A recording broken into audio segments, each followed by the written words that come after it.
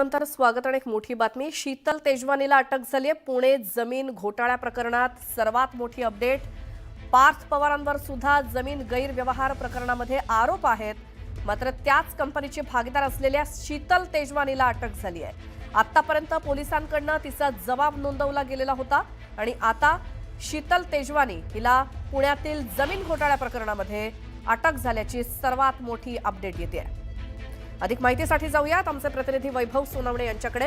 वैभव, अखेर शीतल तेजवानीला अटक झाली आहे, काय माहिती त्याबद्दल? या मुंढवा जमीन घोटाळ्या प्रकरणी पार्थ पवार यांचे नाव आलेलं होतं। मात्र या जमिनीची मूळ वतनदारांकडून वर्ग 2 ची जमीन असतानाही जी खोटी पॉवर पॅटर्निंग करून तिच्या आधारे कुलमुखत्यार पत्र करून ही जमीन विक्रीचा व्यवहार जो आहे त्याचा दस्त नोंदणी करण्यात आलेला होता।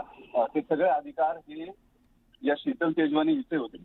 साधारणपणे या जमिनीवरती वर्ग 2 ची मालकी असलेल्या 250 जणांची कुलमुखत्यार पत्र तिने 5 ते 15 हजार रुपये देऊन बनवून घेतलेली होती आणि त्याच्या आधारे हा व्यवहार करण्यात आलेला होता।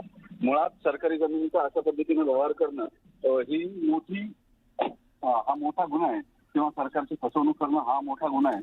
त्याच्या आधारे या सगळ्या संदर्भामध्ये वैभव, थोडंसं थांबवतोय। शिवसेना उद्धव बाळासाहेब ठाकरे पक्षाच्या नेत्या सुषमा अंधारे आपल्या सोबत आहे। सुषमा, ते शीतल तेजवानीला अटक झाली, आपली प्रतिक्रिया?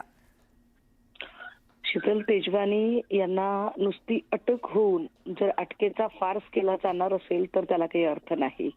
मुळात ही अटक होत असताना त्यासोबत असणारे इतर सह आरोपी त्यांच्यावर आरोपपत्र दाखल केलं जाणार आहे का, आणि अटक केल्यानंतरचे चार्जेस काय लावले जातील जेणेकरून या गुन्ह्याचं खरंच गांभीर्य सरकारच्या लक्षात आलेलं आहे का ते लक्षात येईल।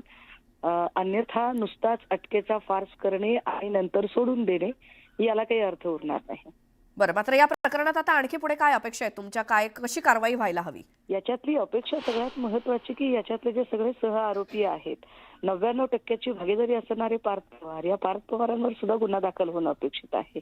तो गुन्हा जर दाखल होणार नसेल आणि पॉलिटिकल प्रिव्हिलेज मिळणार असतील तर मग नुसताच वरवरची कारवाई करण्यात काय अर्थ आहे?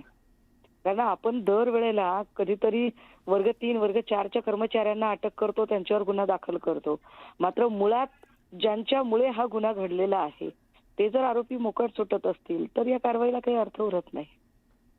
बरं, सुषमाताई धन्यवाद, तुम्ही आमच्याशी बोललात। तर आर्थिक गुन्हे शाखेकडून पुण्यात शीतल तेजवानीला अटक झाली आहे। आतापर्यंत